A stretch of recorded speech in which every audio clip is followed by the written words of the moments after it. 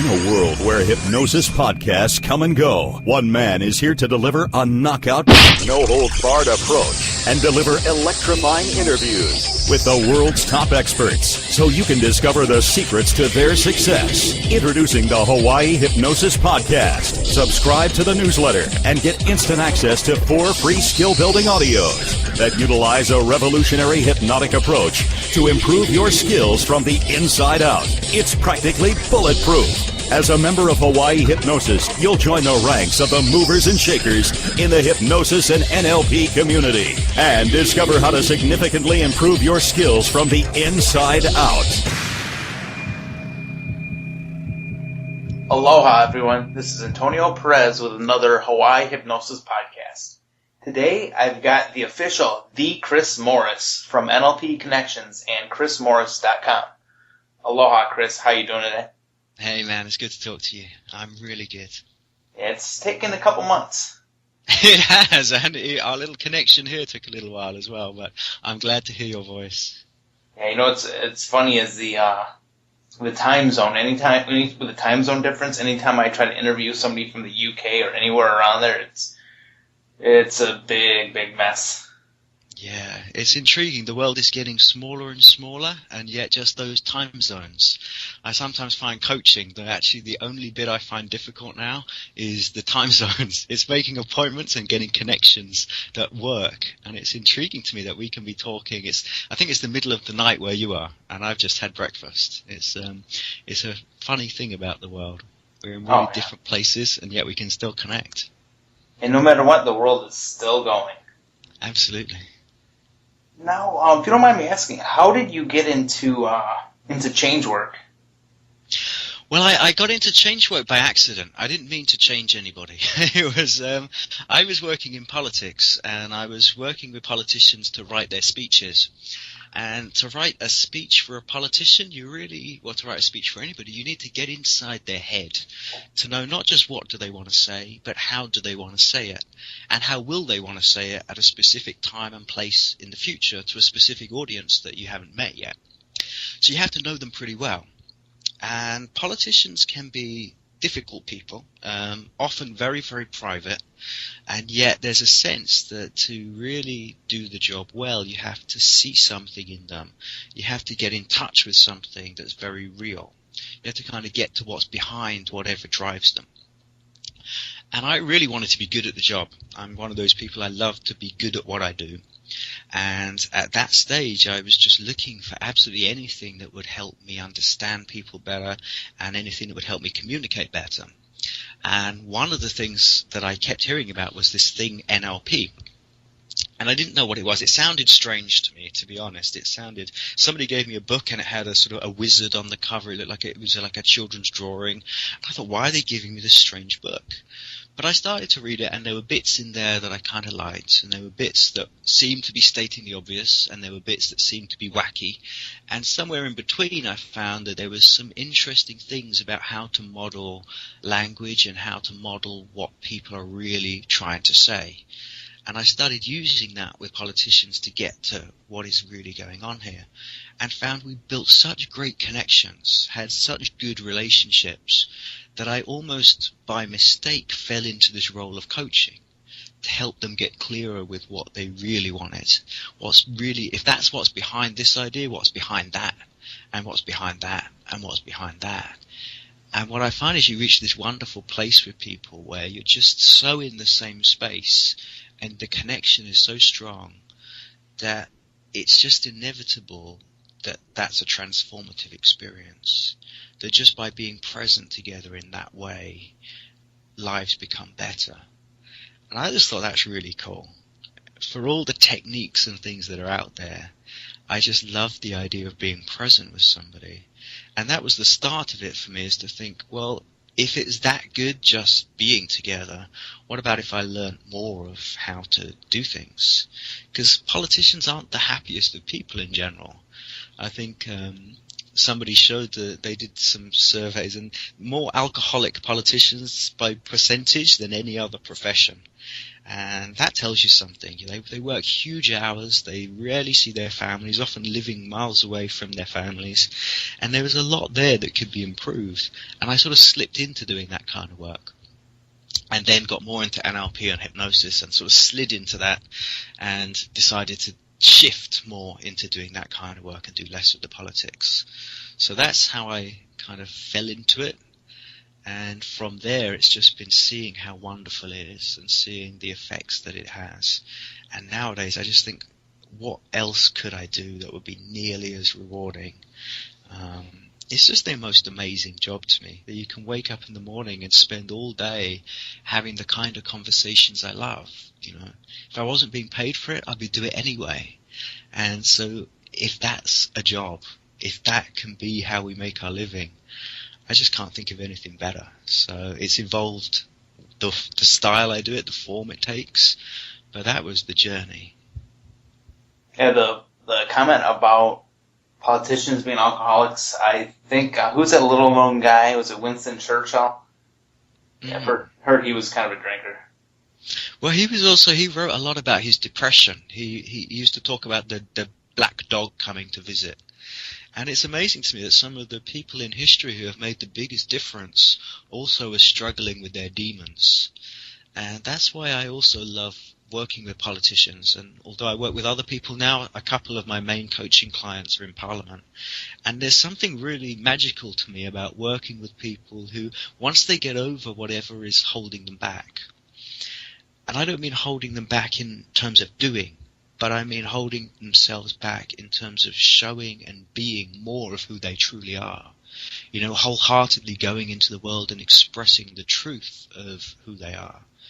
When they do that, they have such influence and such reach that the kind of projects they're involved with, the kind of difference they make, is amazing to me. You can have a coaching client with some people and the ripple effect will be their friends and their family and the people they work with and their children and their friends of their children. And there's always a ripple. But working with sort of senior politicians, the ripple is to the whole world. The decisions they make influence us all. And I think those people should be really happy. I think it's important for all of us. And that's why I still put a lot of time into working with people in those positions, because I think that's one of the most powerful things you can do to make a contribution to the world. So I love that side of it as well. Yeah, definitely working with politicians. It's better to have a politician that's in a good mindset, that's happy, because you don't want their judgment being clouded up when they're writing any kind of legislation. Yeah. Yeah, Richard Bandler, who I spent some time with and learned from, he made the joke around the time that Clinton was being impeached, and there was this big thing about, did Clinton get blowjobs from his intern? And we were kind of joking about it and saying, well, really the president should be having blowjobs often. You don't want them to be tense. You want them to be having the kind of lifestyle that supports them in making clear and good decisions.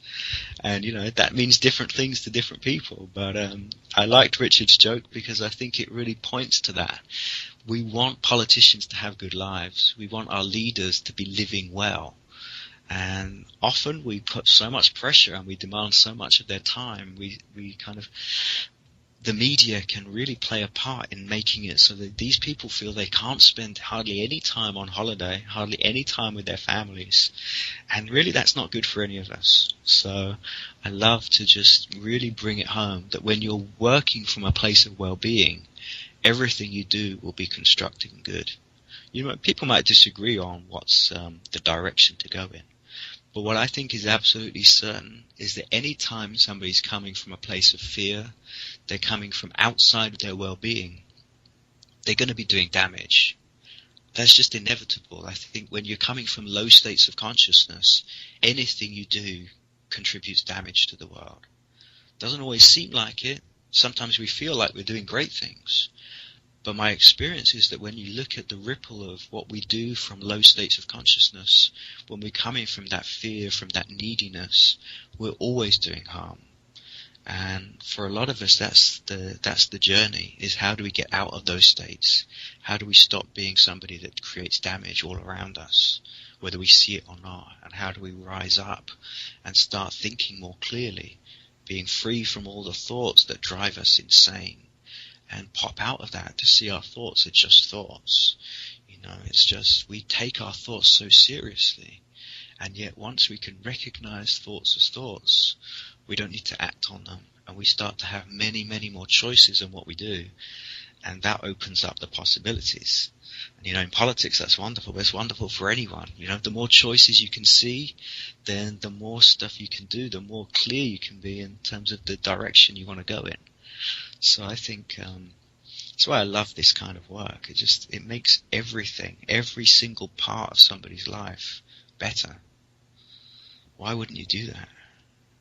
Yeah, and I think when you have the mindset of wanting to actually help somebody and feeling like you've got, like I've heard Igor Ledowski say it before, feeling like you have a huge gift and you want to give somebody, makes it totally different. And to me, there's not even a sense. Help is such an interesting word to me. I used to think I wanted to help people, and it was all ego. It was the idea that I thought my thoughts were more functional than their thoughts, and so I tried to find ways to put my thoughts into their head. And I thought that was really helpful. And that's what I mean about being in a low state of consciousness. The things that we do that we think are helpful and we think are great and are actually being really kind can actually be more and more of the problem. Because we might be changing the what people are thinking about, the content of it. We might even change the structure of it. But we're reinforcing the idea that we're going to keep living in this story of thought, living in this dream, in this bubble. And I think the most wonderful thing any human being can do for another is just give us that little nudge and say, listen, mate, you're asleep. Wake up. And every time we wake up, we have more options.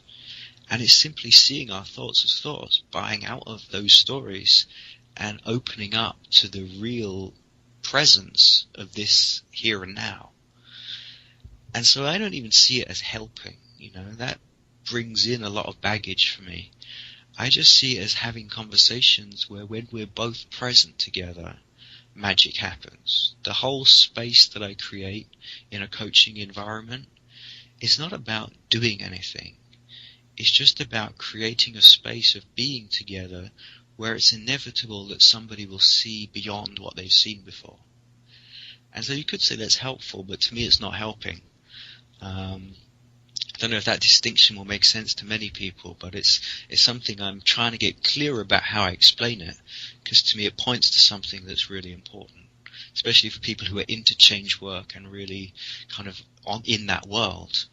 I think sometimes the solutions we see just create new problems, and I'm very aware of that in my past, of the techniques and the ways I went about things that absolutely produced results and absolutely gave people what they asked for. I see now down the road that they were also embedding the problem deeper and making it harder for people to wake up from that. So that's something I talk about a lot and haven't found language to talk about yet. So it's awkward at the moment, but I still throw it out there. Might have to paint a couple of pictures, try to give it some kind of form. Maybe that's it. I'll sing a rock song. Yeah, you'd probably sound a lot better than I do. Join the ranks of the movers and shakers in the hypnosis and NLP community. Subscribe to the newsletter and discover why this podcast is taking the world by storm. Now, I know that you've trained with some of the originals, Bandler. I'm sure you've trained with Grinder. What can you say about Frank Puslik? Yeah. I love training with Frank Puslik. He was a man of mystery for many years. If you hung out with people like John and Richard, every now and then they'd mention this guy Frank. And they didn't talk about him much in public trainings, and he wasn't credited in many books or any much of the publicity around NLP. You'd hear of the two co-founders, John Grinder and Richard Bandler. But they would always mention this third man, and I was intrigued but didn't do much about it. And then somebody asked on the forum that I was running, NLP Connections, about Frank. And this man replied, called Frank Puslik. and I sort of got in touch with him, and it was a fascinating experience to hear about what his experiences were of those really early days of NLP. Because he met Richard Bandler before Richard met John, and they worked together, and they had this wild time where they were both in a really low place in their life,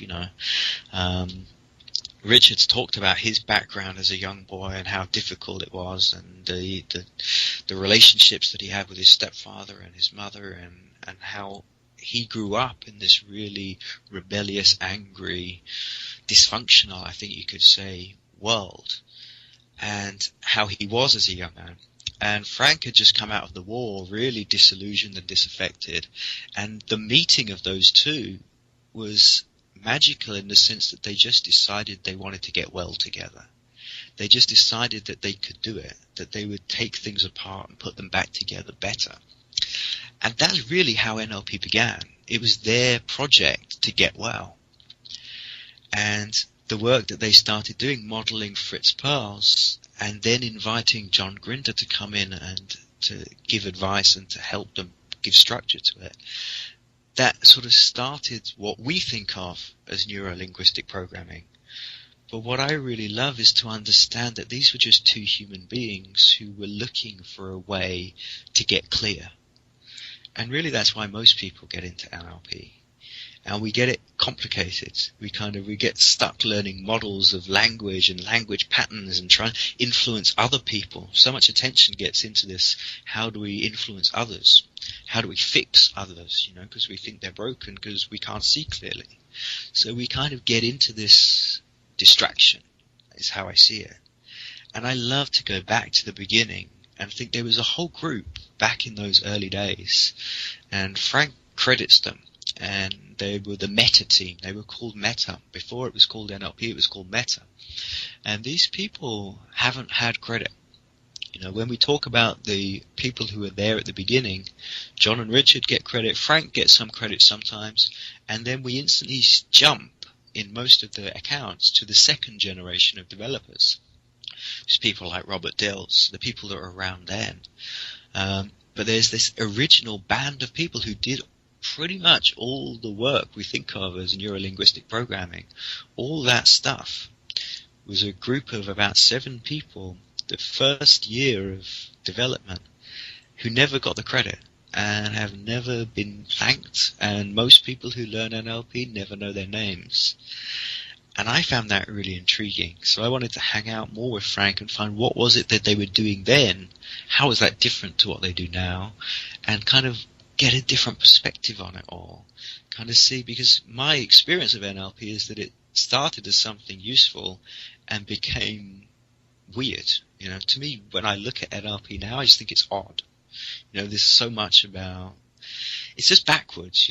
If you take rapport as an example, is that we take what do people do naturally when they're in sync together, when they're in that space of connection, and then we try and reverse engineer it and say people who are naturally in rapport do these things. So if we do these things, then we'll feel like we're in rapport. And it kind of works. But why not just have the connection? Why fake it? Why do it that backwards way round? Why is it that we're so afraid of authentically expressing ourselves and being in a true connection? Why did somehow it make sense to engineer a connection rather than to experience one? And to go back to what Frank was doing, what Richard and Frank and then John were doing, really to me gets to what NLP is most useful for before it became something that was mass marketed and sold in sort of really expensive seminars. Because once you're doing that, once you're trying to package it in a way that's very appealing to a mass market, you're going to distort it. You have to. Because what they were doing appealed to a really small handful of geeky kind of people. And that's actually what interests me far more. So there's a lot to learn from Frank. I would recommend anybody takes the time to see him. If you were going to learn from anybody, especially to learn the meta model, Frank does it better than anyone, I think. He's somebody really to track down and spend time with. One thing, as soon as I asked that question, you were talking about Frank, and then it dawned on me. I know I've always heard, the accounts of Richard saying, "Oh, you think I'm wild?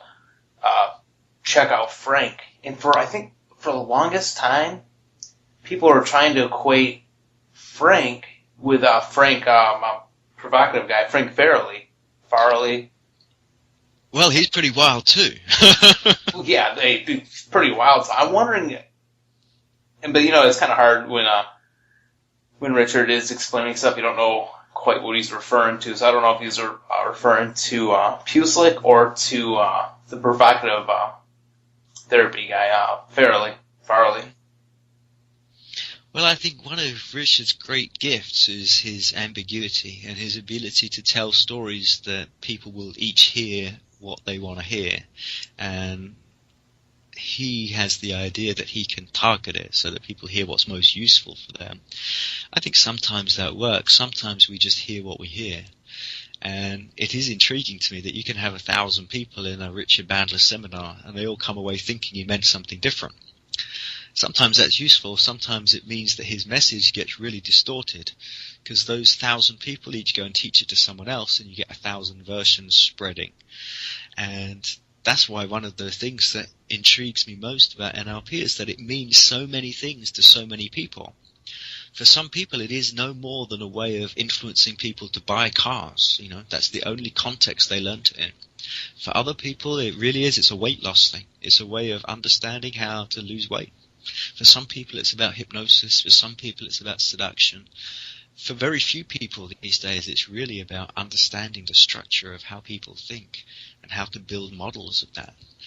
But really, it's so many things to so many people, and that's partly because of the way Richard teaches. So, you can pick up Frank Farrelly, you can pick up Frank Puslik, you can pick up just being frank about your communications, which will be really wild. There's so much in everything Richard says that we kind of buy into the bits that we hear. And, of course, we hear the bits that are most relevant to us, but also the bits that are most familiar. And that's why one of the things that happens is that people go on these big trainings and it reinforces the bits they already believe and they don't hear the bits that are different. So it can embed people more into their stories. I think that's one thing. If you look around NLP, it's really obvious to me is that people can go into these things, learn, get huge certificates and titles and, NLP Jedi, King of the World, and actually they're just really believing what they believed before, but more strongly. And their idea of NLP becomes everything that they thought, just selling it more forcefully. So, I don't know that I went off on a tangent there, but that's something about how Richard communicates that you never know which person he's really talking about, and he's probably talking about you. Yeah, I think I was at a Igor Ledachovsky training in Long Beach this past October in California, and I think he was joking about, how everyone makes every certification. We were talking about, like, the Meta Model Master Jedi Knight Warrior, some crazy stuff. And I think it also goes with, like you said, that NLP is kind of weird. It's very mechanical in its approach. And I think at the same time, you also do get quite a few interesting people that go to the trainings. For sure, yeah. I mean, I met some of my best friends around that NLP world. It draws people who are curious. It draws people who are sort of unconventional and don't want to just do what the mainstream does and are willing to explore these strange, weird things. That's less so as NLP is becoming more and more mainstream. It actually takes away some of that, I think, for some of us.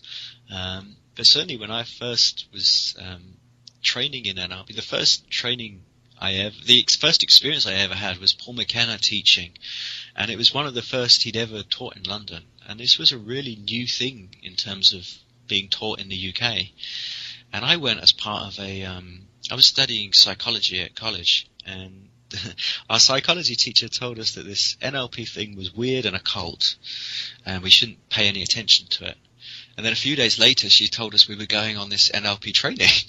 So I don't know if she changed her mind or she decided to offload us on a cult. I don't know. But that was my introduction to it. And Paul was incredibly skillful at getting information across to us, and more than anything, inspiring the idea that success is easy, that, just being who you are is an incredibly powerful way of creating change in the world. And I've learned a lot from Paul over the years, but I think what I got was that at that stage, because it was new and it was unusual and it was this sort of on the fringes of psychology, the people that were drawn to it were, to me, very, very interesting people, the kind of people I really love. I love to have conversations with them, and to spend time with, to be around. And I don't know, that's to me the biggest benefit I've ever had, I think, from meeting people who are so outside of the world I'd normally inhabit, that I got to see outside of my models. I got to see the territory more than the map. And I'll always be grateful for that. That's one of the great gifts I got from NLP, meeting these strange people. It's changed my life for the better. It's broken down a lot of barriers that were there before. And I think that's one of the things that NLP continues to be powerful for. It's just stepping outside of our comfort zone. For some people, just going to a training is really weird. Some people become workshop junkies and we take it for granted. But for a lot of people, the idea of just signing up and going for a weekend where you talk about life and how you think, and that's a really cool thing. Oh, it's, the funny thing is, a lot of people think I've been to a couple of trainings. I've just gone to one training, one with Igor, about a year ago. How I got into hypnosis, I found, I was 6 years old, I found Elman's hypnotherapy book. So ever since I was like 6, I was trying to hypnotize my stuffed animals. Definitely they were somnambulists. Yeah, they were somnambulists. They sat there and didn't do anything. Yeah, so I was definitely a weird little kid trying to hypnotize everything. That sounds really cool to me. I love that. It was kind of funny. I vaguely remember in the book, I think they talked about eye fixation induction. Mind you, I haven't read the book. It's been many years. And I used to have a real bad, nervous tickle in my neck. I was probably in, 2nd or 3rd grade, I would do a really weird, nervous twitch with my neck. My friend hypnotized me with a eye fixation induction, having, I remember an Ace of Spades. Ace of Hearts card that was on the wall.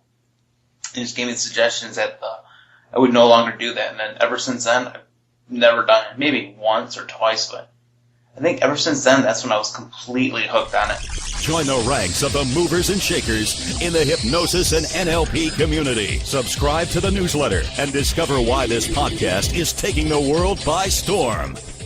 How do you see NLP in general moving towards the future? How do you see it developing even further? Wow. It's really hard to know. I try to live in the moment as much as possible rather than create these dreams of the future. And predicting something like that, I think, is difficult. I mean, it's also really interesting to me that there was a point in time where NLP nearly disappeared. And it's almost the elephant in the room that people don't want to acknowledge, is that in the sort of the 80s there wasn't much going on. There was a build-up as NLP became developed and people were learning about it, and it sort of went out there and it was used, and then it really went quite quiet. John Grinder talks he stopped teaching NLP for a while. He sort of disappeared and was doing his own thing. Came back later with Whispering in the Wind and New Code, and kind of tried to breathe some life back into things. And Richard as well. He was, now Richard's groups, when he trains people, are hundreds of people. But in the 80s, you could go and do a training with Richard with sort of 8 or 12 people or something like that. That would be his size of group. And when he came to the UK, for instance, it was when he met Paul McKenna, who really impressed him, I think. I think the story I heard, I don't know how true it is that Paul just came along to the training like anybody else, and Richard was teaching something in London. He was just kind of giving an introduction to this thing he developed. And Paul was already established as a well-known hypnotist. He was kind of famous. And he sat there and he took notes, and he was interested and polite and courteous. And he said at the end, "Richard, I'm doing this thing this evening in the theatre in, I think it was in Harrow, just north of London." And he invited Richard and the team, and he got them limousines, and they all went off and watched his performance. And the way I heard it is Richard was a little miffed that here's this guy who's just kind of starting out, doesn't know what Richard knows, and he has audiences packed with thousands of people cheering, and he's a real star. And Richard thought we could do something together, because if you can deepen your skills and I can benefit from your reach, that would be a wonderful partnership. And that really breathed life into NLP. The UK became the center of NLP world, thousands of people being trained a year, hundreds of new trainers a year as well, which of course is really important. If you want to spread something, teaching other people to teach it so that they go back into their countries and do it is a really cool thing. And John Laval, the president of Society of NLP, he's been really good at that. Is he really nurtures whoever is the top most skilled or most willing person in a country, gets a lot of support from John, and they become a master trainer and they spread NLP in their country. And so it was revived, and it became huge again in the 90s. And Tony Robbins did his version of it, and it's become pretty mainstream now. There's documentaries about it. We hear about it. I was listening to something on the radio the other day, and NLP was dropped in as if it was something everybody knows. But even within the sort of short space of time, it's kind of taken that leap. And part of that is it's really become, like we were saying before, all things to all people. It's been quite diluted. And I wrote something a few years ago, and can NLP be what it's become? Because it's so fragmented, and it means so many things, and so many people are arguing about what it is, and that their version is better than their version, and what you're doing is not NLP, what I'm doing is NLP, and you kind of see these huge rows going on everywhere. And I was invited on the other day on a Facebook. This is Richard Bandler's NLP, and this was John Grinder's NLP, and they were separate groups, and I think you could join both if you wanted to, but they were each really separate, and they would teach kind of separate things, and their emphasis is different, their kind of way they teach it is different, and who knows where it's going to go, If Paul McKenna hadn't done that, if Paul McKenna hadn't been in that room, hadn't made that approach, hadn't been receptive to that offer, I think NLP would be really different now. And far less people would know about it. And at the same time, who knows who's going to be in the next training? Who knows who's going to open the next door, who's going to take it to another place, another level, another thing that it becomes. So I wouldn't want to speculate. But I do kind of get the sense that it's so fragmented now, it may just go the way of a lot of things and be absorbed into what other people are doing. But actually it thins out so much that it loses its identity as a separate thing. There is a sense that a lot of people learn it but are slightly embarrassed by the field. I find that with a lot of trainers now, is that they don't want to say they're NLP trainers because there's so much weirdness around it. There's so much cultiness, I suppose, but also there is a bit of amount of cultiness. There's a bit of it, yeah. But also people making such extraordinary claims that we don't really want to stand next to them. And that's because we think that our credibility is tied to somebody else, and that's a strange way of looking at it, really. But it's a natural way that a lot of people have slipped into. And so my experience at the moment is a lot of people are teaching NLP but calling it something else.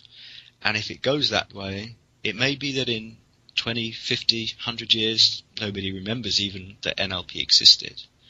Or it may be that somebody is able, or somehow it's gathered back together and has a kind of a unity that the brand continues. Because what we're talking about isn't the ideas but the brand. And to me the brand is the least important bit.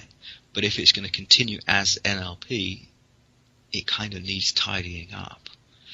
I'm not going to be the one to do it. I don't think that's it would be a thankless and unrewarding task as far as I understand it. But taking the ideas forward, using what's useful, I think that will always be really, once they're out there, once they're in people's minds. You teach a teacher, she teaches 100 kids a year, or whatever it is. Something is being informed by what we learn, and we do pass it on. We can't not pass it on. So I think somewhere it will continue, but I don't know if it will continue as NLP. Or if it's be a bunch of little splinter groups. Could be. I don't know.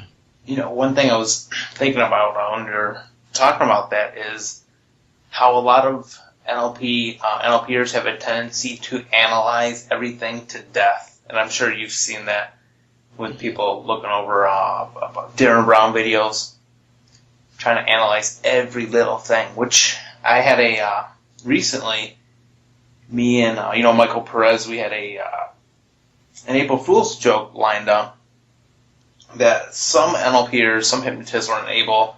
Some people, we got a couple people, some people we didn't get. What we did, I thought about this last year, it'd be funny. I remember thinking to myself it'd be funny to record a quote-unquote rare Milton Erickson audio and release it for April Fool's. So I interviewed him as Erickson. It was funny. There was actually one of my friends, when she said when she started listening to the audio, there was some story that who she thought was Erickson was actually Michael Perez was doing a story about being a young kid tying a shoelace. Apparently this girl, she had a client that showed up, so she turned the audio off, not knowing it was an April Fool's joke. Went to work with her client. She ended up using the story that Michael Perez was using, the whole thing about tying a shoelace, and ended up helping the client, help the client discover some problem. She came back to the audio, later that day, listened to it, and realized, and heard us saying, yeah, haha, April Fools. Wow. That's such a funny thing to do. I love that. Oh, yeah. But I also think that's something that is interesting with NLP, with hypnosis, with all kinds of fields, is that all sorts of things work if you're in a really good space and connection with somebody. And we often assign it to the techniques, and we say it's the technique that helped the client, or we did this and that's what helped. But so often it's our presence. And the techniques can almost sometimes help, sometimes be neutral, and sometimes hinder.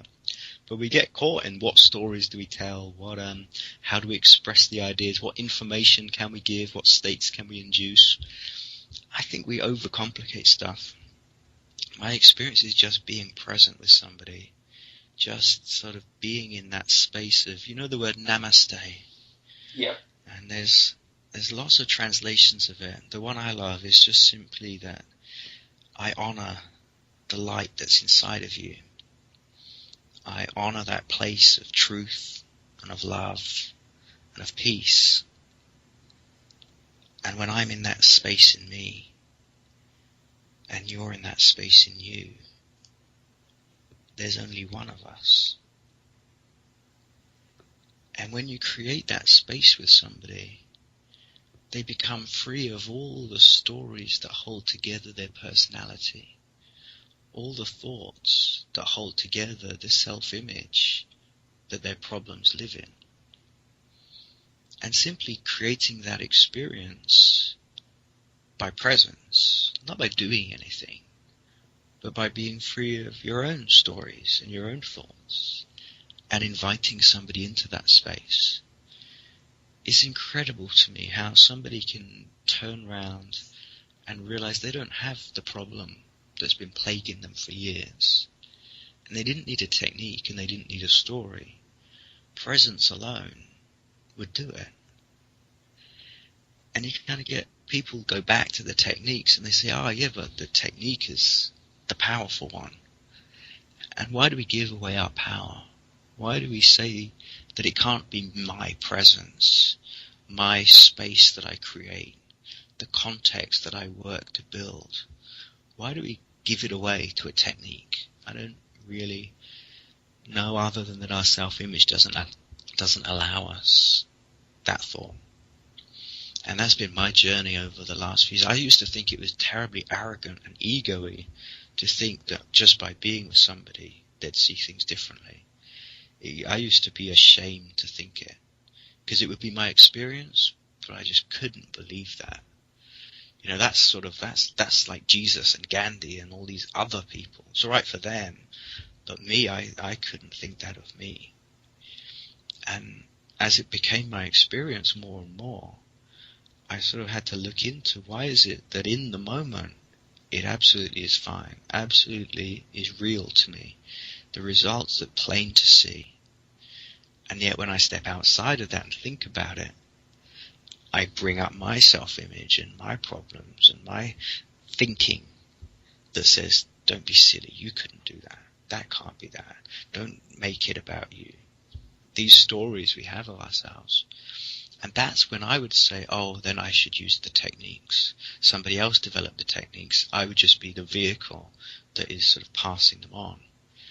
And I'd stop being effective again.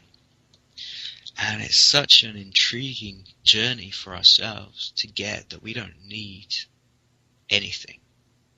You know, we don't need the language patterns. We don't need the technique. We don't need anything except to be present to the here and now. And when we are truly able to do that, we create the space where miracles happen. And the only journey for me is to see what is more true. What more can I see that's true? How can I get out of the way? How can I lift some of the clutter from my own mind so that I can see more of what's really there? Because you know, it's like seeing through filters. If I see you through my filters, I see all kinds of problems that you don't really have, because I'm seeing it through my problems. My thoughts are my problems. If I see you through that filter, I'm going to be trying to fix things that really don't need fixing.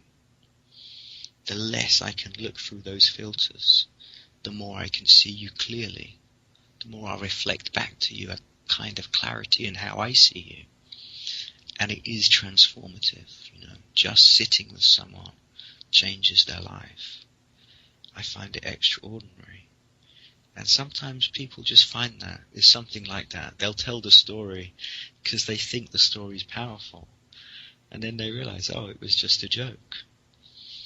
And who knows? Who knows where the magic lives? But somewhere in what we do together, we create the space for change to happen. We're not the ones doing the change. The more we can get out of the way, the better it is, I think. That was a really, really good description, and it's bringing up some ideas in my head about, like, I still do this, is wanting to have every single technique, wanting to throw in every possible suggestion, wanting to basically button up, do as many things to make sure that the changes don't unravel or something else doesn't happen. Mm. And you're right, if you have the, if you can create the kind of context where things flow naturally, yeah, you don't have to worry about anything not working out. And that's it. It's the worry. When we are in that place of fear, and so many people use techniques because of fear. They don't experience it as fear. But you know, if you ask, are you coming from a place of love or a place of fear? Why would you use techniques if you weren't afraid? That's a really good inquiry, I think. It's not something to have an answer to. If you have an answer too quickly, you probably didn't understand the question. But it is a really lovely inquiry to sit with. And I find it myself is, I used to be so afraid of getting it wrong. I'd see other people as really fragile. I'd think that I was going to influence them the wrong way. I'd take such responsibility for getting it right. And I only realized recently that actually somewhere in the back of my mind, I always thought another coach was watching. I always thought somebody else was kind of judging. And it was almost as if what I was doing when I was learning more and more complicated and clever ways to structure things, you know. And I like really elaborate models of how to do therapeutic change in a really sort of generative way where everything relates to something else. And it's, you know, if you drew a diagram of it, you'd need a huge piece of paper. But I realized the reason I was doing this is so that if somebody else was watching and they drew that diagram, I'd be really impressive. And I realized all my attention was on me, on what kind of coach am I, what kind of therapist am I, how clever am I. And I was holding up my sense of who I was, because I didn't think I had value as a human being, only in this role of helping someone else. And as soon as I could settle back into, you know, we're all good enough as we are. We don't need to do anything to earn our value in this world. You know, our well-being is inherent. It's there underneath. You know, underneath all the crazy thoughts we have, our well-being is always there. Just like in Hawaii, you have the sun a lot of the time. In England, we don't see the sun as often. It's behind the clouds. But it's still there. Even when we can't see it, it's there. And our well-being is always there, underneath all the thoughts we're having. And so I got caught in the thoughts, and I thought I should be more clever, and I should express all these clever things that I'd learned, and really kind of technical. And it was only one day I realized it was all about me. And I told myself the story that I was helping people, and I thought about it, and it seemed to make sense to me. And yet all my attention was on me. I only wanted them to change so I'd feel better about myself. I only wanted it to stick in the long term so I'd be better than the people who did work that didn't stick in the long term.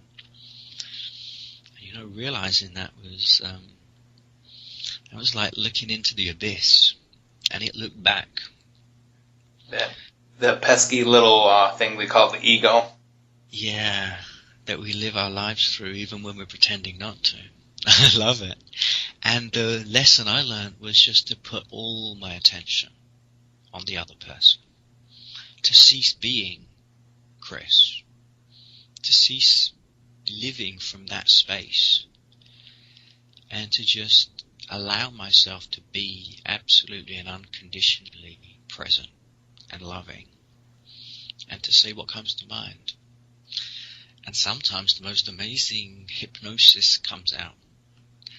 And often, it's really simple things. It's the kind of questions that wouldn't impress anyone except the person who answered them and looks back and thinks, wow, that changed my life.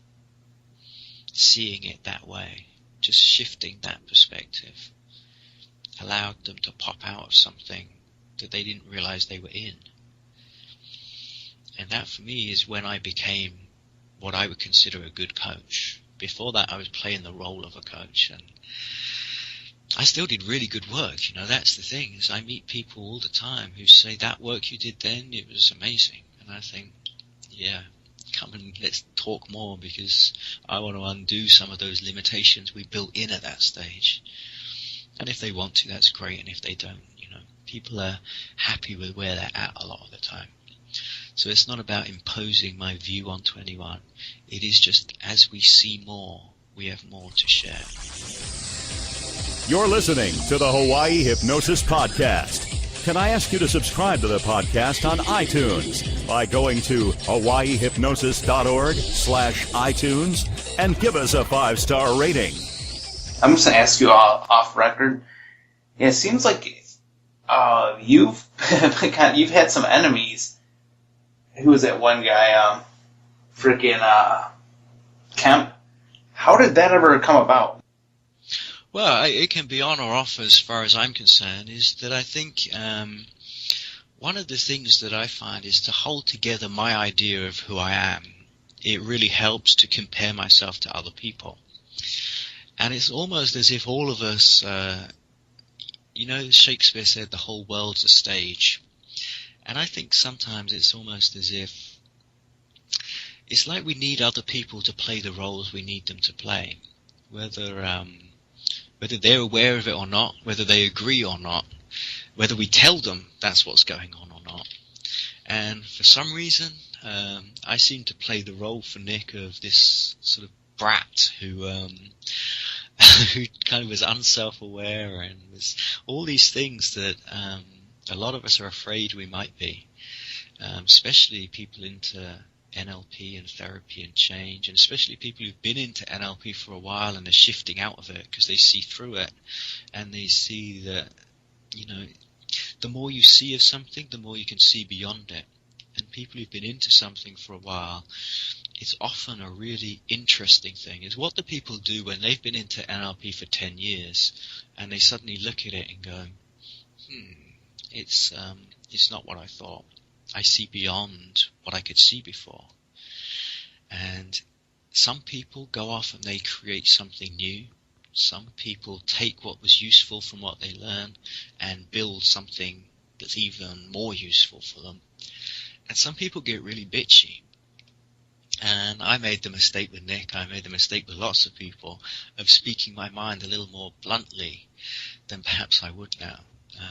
Nick used to go on the forum that I was running, and he would create different personality, different accounts with different names, saying how great this wonderful trainer Nick Kemp was. And if I saw that now, I'd understand that that person is suffering. That person is an ego that's being held together by what other people think of them, and controlling what other people think of them seems to make sense to them. And how can you not feel enormous compassion for that? How can you not just want to hug that person, you know? But at the time I thought this man shouldn't be misleading us, and I create this resource and it costs me money to create it, and he's here tricking people, and it really made sense to me that he should stop that. I tried to control him, to hold together my self-image of what it meant that I was running this thing and I was the one giving and he was here. You know, we get so caught up in maintaining our self-image, our self-concept. And at that stage that I was at, I did the best I knew how to do, just like he was doing the best he knew how to do. And we clashed. And he's still clashing, I think. I don't know. I don't hear much from him anymore. I don't know where he's at. Haven't seen him for many years. But to me, the feeling is really very different. And it's a shame, you know, sometimes you do wish you could go back and do things differently. I don't think it makes sense to live in regret, but people who say they don't regret anything because it's made them who they are, I'm not sure that's always deep down very true. Join the ranks of the movers and shakers in the hypnosis and NLP community. Subscribe to the newsletter and discover why this podcast is taking the world by storm. Chris, the elephant in the room, if you want to call it that.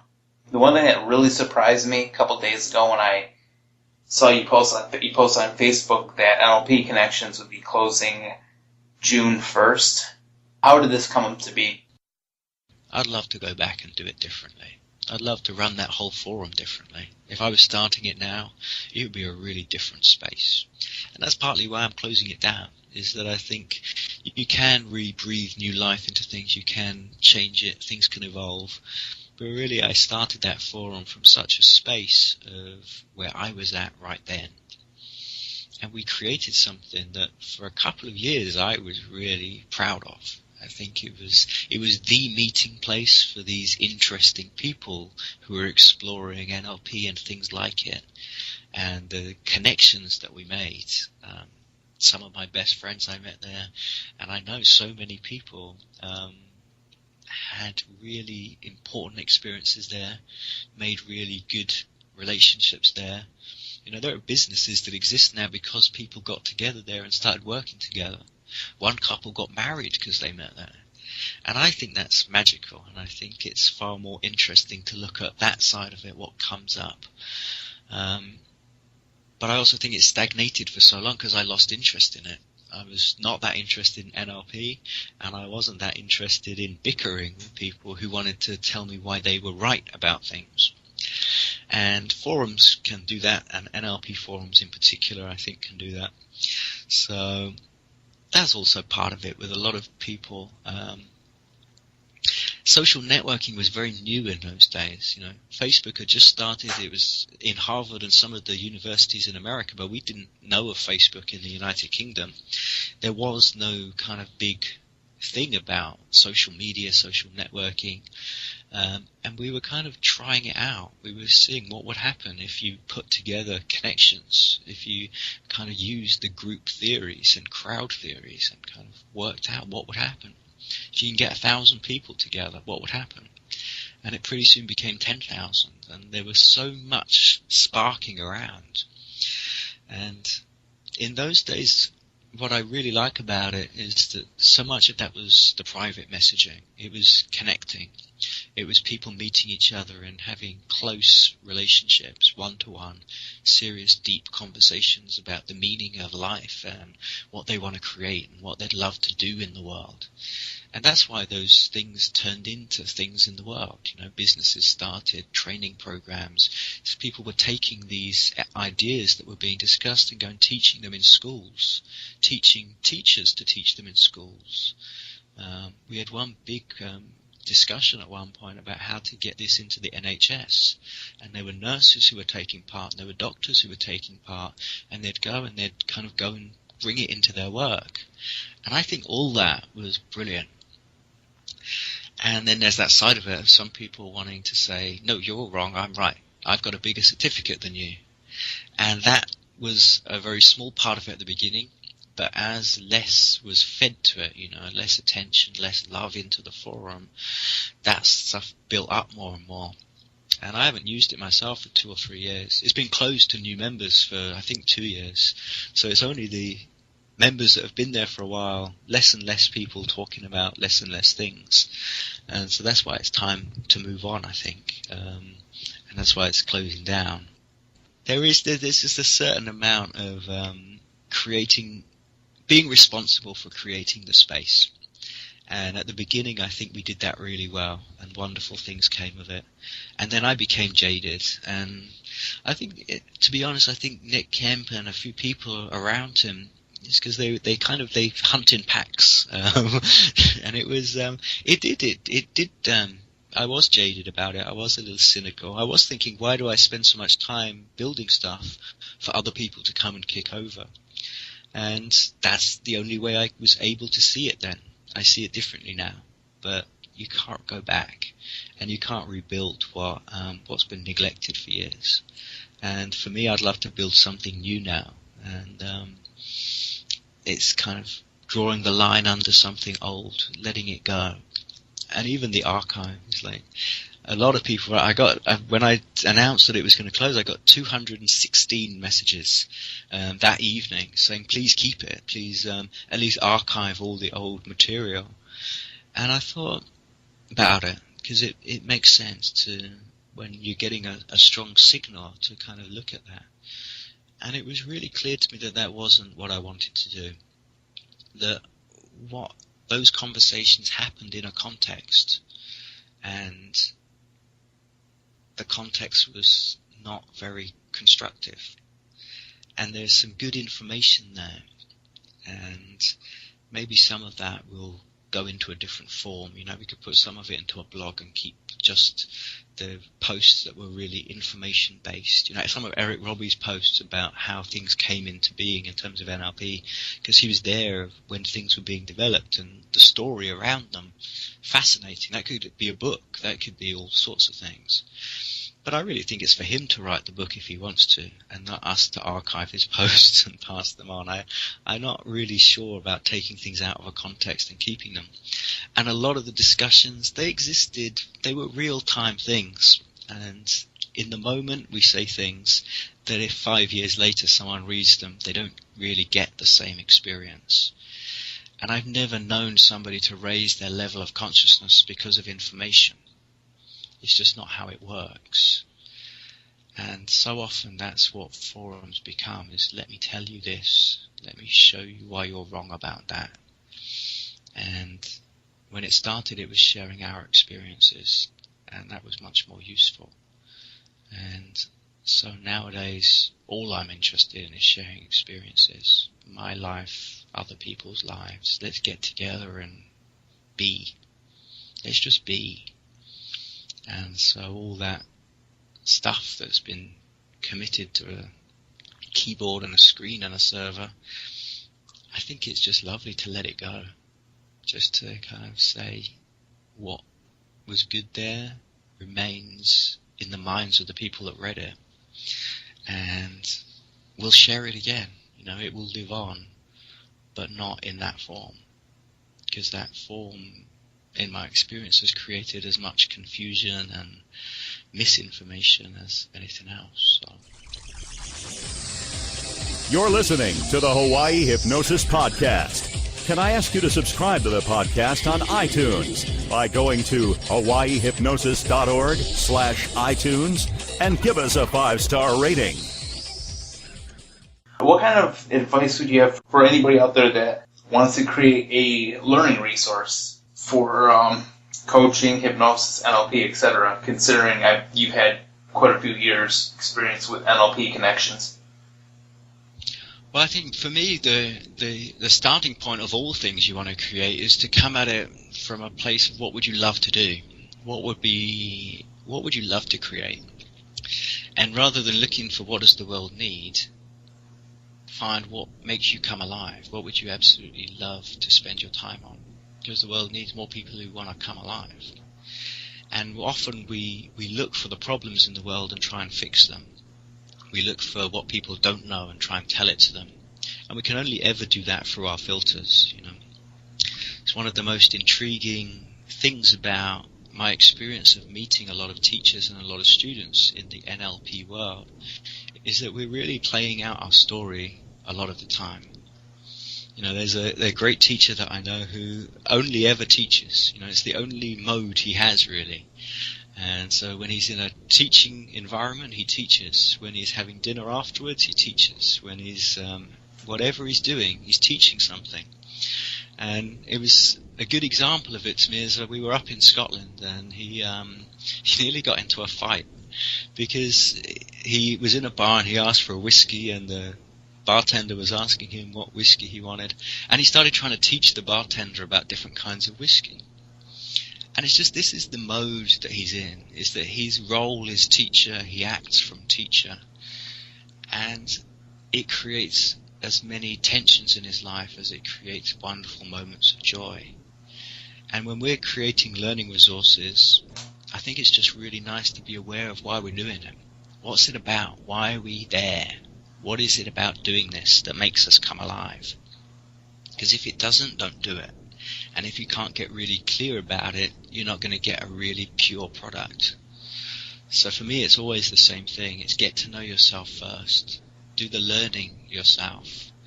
And then just get really clear about the simplest way to share it is to share your experiences, to share your being, to share your presence. And the more you complicate it and turn it into patterns and techniques and theories and structures and philosophies, you kind of fuck it up.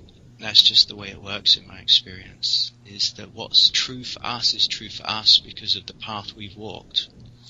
And other people can learn from our experiences, but the more we turn them into patterns, and we turn the patterns into techniques, the further they are away from what was true. And so if somebody wants to become good at coaching and they ask me for advice, I just want to spend time together. I want them to get to know themselves better. I want to spend time in that space where we just see beyond our stories. Because the more you can see beyond your story, the more you can see beyond somebody else's story. You see the human being that's behind the personality, that's behind the thoughts and the structures. And when you connect from that place in you to that place in them, transformation happens, and you don't need any skill, you don't need any kind of language patterns or anything. So I often think a lot of learning resources, coaching kind of techniques and stuff is pointing in the absolute opposite direction of where we want to go. My advice, if anybody is interested in my advice, is always just to be yourself, to keep it real, to be open and vulnerable, to share what's true for you, to not be afraid, to not be afraid to go beyond other people's expectations, and just do what works and forget about what should work. Are there any projects that you're working on now that you can talk about?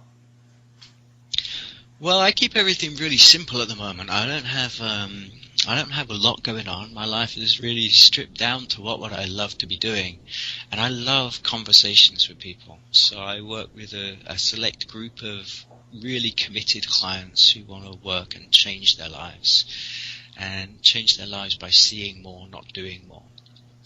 And so there's nothing that anybody needs to fix. It's really just about getting a deeper experience of who they are. And I'm doing a few events that are along those same lines, and that's my life, that's what it's all about. And I'm taking that into government. I have meetings at the moment with next week with one of the Prime Minister's advisors to really talk about how can we get this deeper into the agenda. There's a lot of work in the UK at the moment about happiness, and every government policy now has to be measured against what effect will it have on happiness.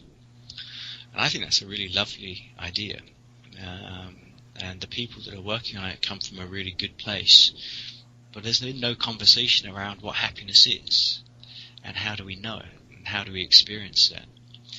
And the people I talk to who are involved in these projects kind of have happiness as a sort of a sensation in their body, it's a feeling. And I think happiness is much deeper than that. I think happiness is the connection that you experience when you're talking from the truth of who you are, when you're being the truth of who you are. And actually no policy can change that. We live from beyond our circumstances. It's our thoughts about our circumstances that affect us, not the circumstances. And so I really would love to have these ways of thinking about it introduced more into schools, into different projects that the government's involved in. If every nurse training, if every police training, if every teacher training involves some understanding of how to go beyond your personality and be present with somebody, then within a generation we'd have a really different country and a really different world. So that's my sort of personal project that I'm kind of going in, meeting more people. I'm kind of lucky because I come from the background of politics that I know a lot of people who are very influential in that. So I'm spending time with that myself. But my work, I suppose, the things I'm doing, a couple of small events, love to keep it small, love to really have a personal connection with everybody there. And the coaching, one-to-one, only with people who are absolutely committed. And that's been a big difference in my life as well. Is that when I was starting out, I was looking for clients. I was trying to get them. And now I have far more people wanting to work with me than I have time to work with people. And that makes it so much easier. You get people who are really committed to their own success. I want them to be as committed to their success as I will be. Because otherwise we're starting at a tangent. So that's where I'm at, that's what I'm about. And having conversations with people. It's not about money, it's not about selling it. It's about deepening my own understanding. It's about sharing what's worked for me, getting clearer myself. Even something like this, talking to you, it becomes really interesting to me what comes out of my own mouth. There are things that I would go back and go, I wish I could say that differently. That didn't sound so good. But actually, it's really lovely to know what's true for me. Where are the weak points? Where are the bits where I'm not clear? So every conversation I have is coming from that place of let's just be really clear about it. Let's just be really honest and vulnerable. Let's make mistakes. Let's not try and be anything that we're not. So that's my project. It's ongoing. There's way to go. But that's what it's all about. Oh, awesome. Sounds like you have a lot of fun work ahead of you. Yeah, absolutely. A lot of fun. Anybody listening to this, if you were ever on NLP Connections website, you're probably familiar with Jay Budzinski. Me, Michael Perez, and some other people have talked about wanting to do some kind of tribute for Jay Budzinski. He died, I believe, he passed away about a year ago. And he was an awesome person in the community. I'm sure Chris can attest to it. So we're talking about doing a kind of tribute for maybe a podcast or a teach-in, webinar, whatever. Trying to do something. So if you're interested in that, email me at antonio@hawaiihypnosis.org. ANTONIO@hawaiihypnosis.org. You can check Chris out. Your website is chrismorris.com? That's right, yeah. Cool. I just want to say thank you very much. It's been a pleasure finally getting to talk to you before the website was shut down. Yes, I appreciate your time. It's so good having these kind of conversations with people, and it amazes me that I can be here in London, you can be there in Hawaii, and the world is getting smaller. It's amazing who we can connect with, and I haven't listened to any of your podcasts yet, but I'm going to go and check them out and listen to these other interviews that you do. I don't know if anybody has, but you know what? I just started doing them because I get to talk to people about my passion, so that's all that matters. That's it. That's such a lovely place to come from. Thanks for listening to the Hawaii Hypnosis Podcast. Connect with us at facebook.com/Hawaii Hypnosis, twitter.com/Hawaii Hypnosis, and youtube.com/Hawaii Hypnosis.